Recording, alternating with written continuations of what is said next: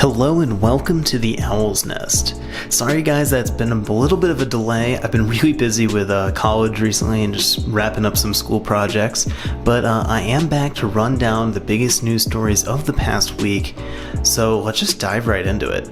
So first up, last week the Los Angeles Gladiators acquired Birdring. Birdring was recently cut from the London Spitfire at the start of the offseason, and it looks like Birdring will be the main DPS player of the Los Angeles Gladiators. Overall, I think this pick is good for the team.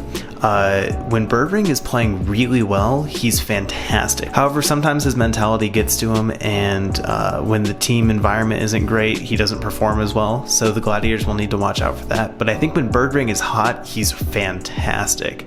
So the Gladiators will need to pull that from him, but I think he could do it.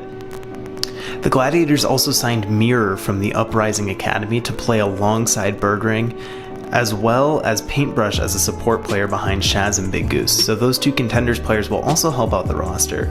I imagine Mirror will play alongside Birdring unless they sign a third DPS player. So yeah, Mirror and Birdring will be the DPS line for the Los Angeles Gladiators. What are your guys' thoughts? I think it could work. I think with the tank line improvements, and Shaz and Big Goose are always reliable supports, I think the Gladiators have a good shot this year. I think they're about middle of the pack, so it'll be interesting.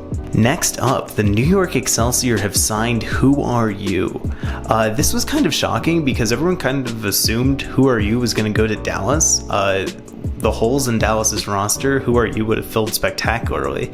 However, it seems like the Excelsior got him.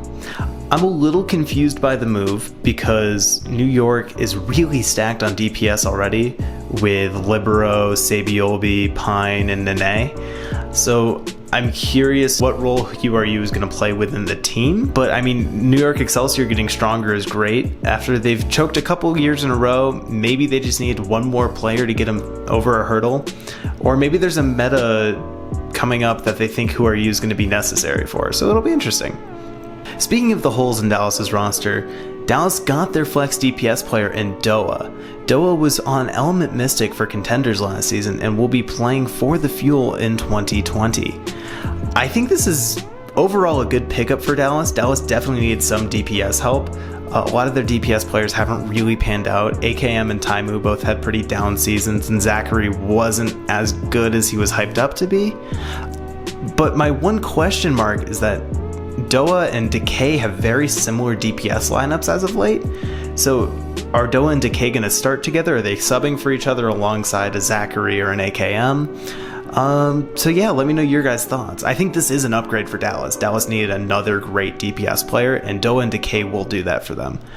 I don't think this fixes all of Dallas's problems, but it's definitely a good start. I think Dallas will improve in Season 3 from Season 2. Now next up, apparently Vancouver is considering trading Bumper in order to acquire Fissure. If you guys remember Fissure, he was a member of the Los Angeles Gladiators for most of Season 1 and led them to their playoff success.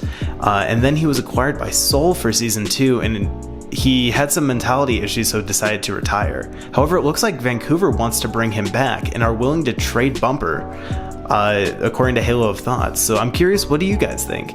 Alongside this, the Vancouver Titans have let go of Tizzy, the main tank they started in the playoffs, who was specializing in Orisa. And I'm really confused by this move because I don't believe that Fissure would be an upgrade over Bumper.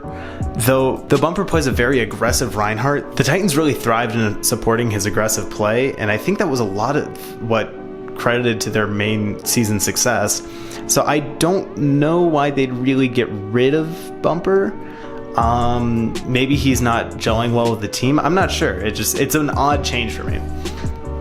Alongside that, it seems like Vancouver is going to be acquiring Ryu Jae Hong. So I know I keep saying this every time there's a Seoul Dynasty cut, but this really is the end of the Lunatic High era. Jae Hong was a star on Ana a few years ago, and it looks like he's leaving Seoul. I don't know if he's going to start though, because Twilight's already doing an amazing job at off support there. In my opinion, he should have been an MVP candidate. So maybe they're using Jae Hong as an Ana sub so Twilight can play the Zen, but I don't know why necessarily Vancouver needs Jae Hong. I think there are other teams, such as maybe London or Shanghai, who could have taken him. But I mean, Vancouver's probably trying to get as many stars, and also it could go into marketability for homestands. Next up, London has cut Quartermain and Guidosin. So now of the championship roster that they have, Krillin is the only remaining player. However, London is hinting at new roster moves to come out soon, so once those drop, we will report on that. Next up, Guangzhou has signed Neptuno and cut Fragi, Bijou, Hotba, and Only Wish. And I'm not sure if we're going to see any of the 4 players they cut back in the league. They were kind of risky signings for Guangzhou, and though I love Fragi and Bijou on the stage, I don't know if they really have the skills to come back at this point with all the talent coming up. But Neptuno and Shu will be a great backline for the Charge. I think Guangzhou is keeping most of their roster from last year except for these 4 players, so I think overall we'll see an improvement from them. And that's going to do it for this episode. Like I said, I'm really sorry about the delay, guys. I've just been super busy with college classes, and I'm really excited to get back into making videos again. Thanksgiving break is coming up, and I am traveling, so I have to either pre-prepare some videos or we're going to have another week delay. So we'll figure that out when we get there. But thank you so much for watching. I hope you guys all have a great day.